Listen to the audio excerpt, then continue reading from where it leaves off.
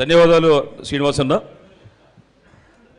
అందరూ ఒకసారి బలంగా గుండె నిండా గాలి తీసుకొని జై బీసీ, జై బీసీ, సాధిద్దాం బీసీలకు 42% రిజర్వేషన్లను, సాధిద్దాం బీసీలకు 42% రిజర్వేషన్లను, సాధిద్దాం బీసీలకు చట్టసభల్లో రాజ్యాధికారాన్ని. జై బీసీ, జై బీసీ. మిత్రులారా, ఈరోజు బీసీ జేఏసీ హైదరాబాద్లో నిర్వహిస్తున్నటువంటి విస్తృత స్థాయి సమావేశానికి విచ్చేసినటువంటి సోదర సోదరిమణులకు పలు ప్రాంతాల నుండి, గ్రామ స్థాయి నుండి, అనేక జిల్లాల నుండి కూడా హైదరాబాద్కు విచ్చేసి జరగబోయేటటువంటి కార్యాచరణ గురించి కనుక్కొని అందులో సంపూర్ణంగా మమేకం కావడానికి ఇక్కడికి చేరుకున్నటువంటి ఆత్మీయ బీసీ బాంధవులందరికీ కూడా పేరు పేరున ఉద్యమ నమస్కారాలు. మిత్రులారా, పెద్దలు శ్రీనివాస్ గౌడ్ గారు ఇంతకుముందే కొన్ని విషయాల్ని మనకు స్పష్టంగా వివరించడం జరిగింది. ఒక నిర్దిష్టమైనటువంటి ప్రణాళిక, నిర్దిష్టమైనటువంటి లక్ష్యంతో బీసీ జేఏసీ ఏర్పాటయ్యి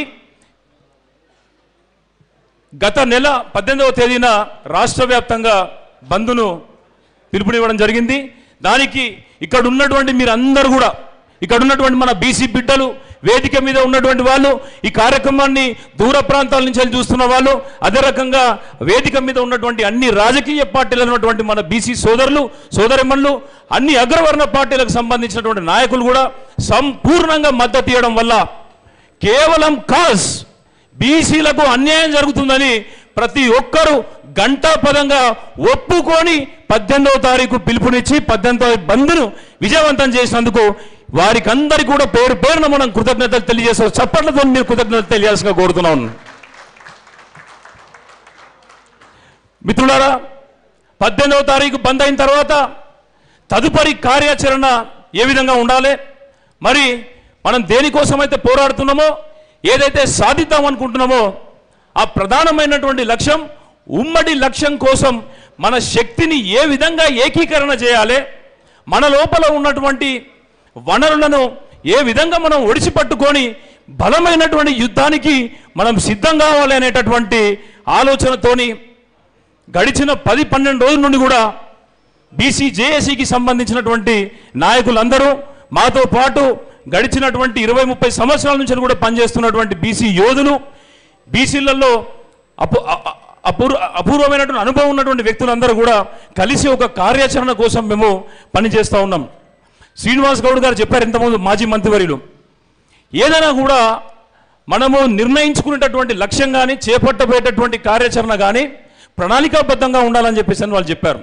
ఎందుకంటే వారికి అద్భుతమైనటువంటి తెలంగాణ ఉద్యమాన్ని నడిపించినటువంటి అనుభవం ఉన్నది. అదేవిధంగా పెద్దలు ఈటల రాజేందర్ గారు కూడా తెలంగాణ ఉద్యమం లోపల సంపూర్ణంగా మమేకమయ్యి ఉద్యమాన్ని అడుగడుగున అనుక్షణం కూడా ఉద్యమాన్ని ఉవ్వెత్తున లేసేటటువంటి చేసినటువంటి గణనీయమైనటువంటి అనుభవం ఉన్నటువంటి వ్యక్తులే మన దగ్గర ఉన్నారు. కాబట్టి ఉద్యమాన్ని ముందుకు తీసుకెళ్లడం కానీ, కావాల్సినటువంటి లక్ష్యాన్ని చేరడం కానీ పెద్ద కష్టమైనటువంటి పనిని నేను అనుకోవట్లేదు, మనం ఎవరు కూడా అనుకోవట్లేదు. ఇక్కడ కావాల్సింది ఏంటంటే మనందరికీ కూడా పట్టుదల కావాలి, మనందరికి కూడా ఒక ప్రణాళిక కావాలి, మనందరం కూడా ఏకతాటి మీద ఉండేది ఉంటే ఈ యొక్క పని, ఈ యొక్క బాధ్యత అనేది సాధ్యమవుతుంది. మిత్రులారా, మనం చేపట్టబోయేటటువంటి కార్యక్రమం కేవలం మన జనరేషన్కే కాదు, మన జనరేషన్కు ఫలాలు వస్తాయో రావో తెలియదు, కానీ రాబోయేటటువంటి తరాలకు మాత్రం ఇది తప్పకుండా ఒక పెద్ద ఎత్తున ఉపయోగపడేటటువంటి మహాయజ్ఞాన్ని మనం నిర్వహిస్తున్నాం. కాబట్టి ఈ నిర్వహించేటటువంటి మహాయజ్ఞం లోపల ఏదైతే ప్రధానమైనటువంటి లక్ష్యం ఉందో ఆ ప్రధానమైనటువంటి లక్ష్యాన్ని మనందరం కూడా ద్విముఖ వ్యూహంతో ముందుకెళ్ళి సాధించాల్సిన అవసరం ఉన్నది. ద్విముఖ వ్యూహం అంటే ఒకటి, క్షేత్రస్థాయిలో మనకున్నటువంటి ఫోర్స్, అంటే మనకున్నటువంటి కార్యకర్తలను సమీకరణ చేసుకొని వారికి తర్ఫీదునిచ్చి, వారికి యుద్ధ విద్యలు నేర్పి, వారికి మనకు కావాల్సినటువంటి రిజర్వేషన్ సాధించుకోవడానికి ఏ విధమైన ప్రణాళికలు మనం నిర్వహించాలో వాళ్లకు తర్ఫీదునిస్తూ అనేక విధమైనటువంటి కార్యక్రమాలను క్షేత్రస్థాయిలో, రాష్ట్ర స్థాయిలో నిర్వహిస్తూ ఉండడం ఒక ఎత్తు. రెండోది, ఈ రిజర్వేషన్లు 42% రిజర్వేషన్లు కానీ చట్టసభలలో బీసీలకు రిజర్వేషన్లు కానీ సాధ్యమయ్యేటటువంటి ప్రక్రియకు పార్లమెంటు కేంద్ర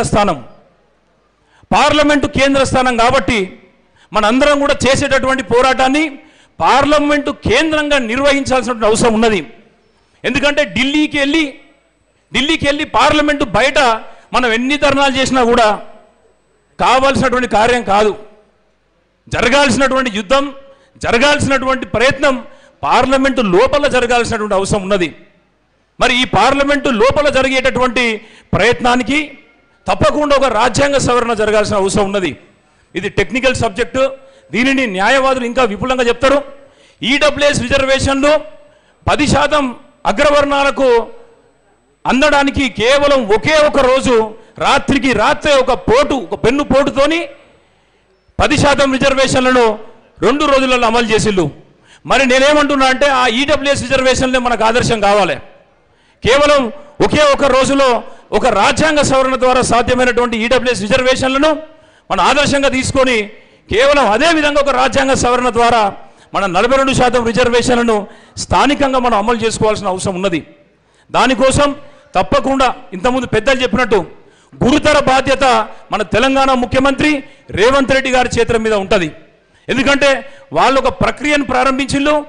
కావాల్సినటువంటి విధంగా అన్ని కార్యక్రమాలు, కులగణన కావచ్చు, తదనంతరం ఏంటంటే డెడికేటెడ్ కమిషన్ కావచ్చు, అదే రకంగా అసెంబ్లీలో బిల్లులు పెట్టడం కావచ్చు, ఏది ఉన్నా కూడా వాళ్ళు చేసే విధంగా వాళ్ళు చేసిళ్ళు. కానీ సమస్య పరిష్కారం అయిందా అంటే సమస్య ఇంకా పరిష్కారం కాలే. మరి సమస్య పరిష్కారం కాలేదు, మేము చేసేది మొత్తం చేసినామంటే మనకేమన్నా న్యాయం జరుగుతుందా? అలా కూడా న్యాయం జరిగే అవకాశం లేదు. కాబట్టి తప్పకుండా మనకు న్యాయం జరగాలంటే 42% రిజర్వేషన్లు అమలు కావాలంటే తప్పకుండా రాజ్యాంగ సవరణ జరగాల్సిన అవసరం ఉన్నది.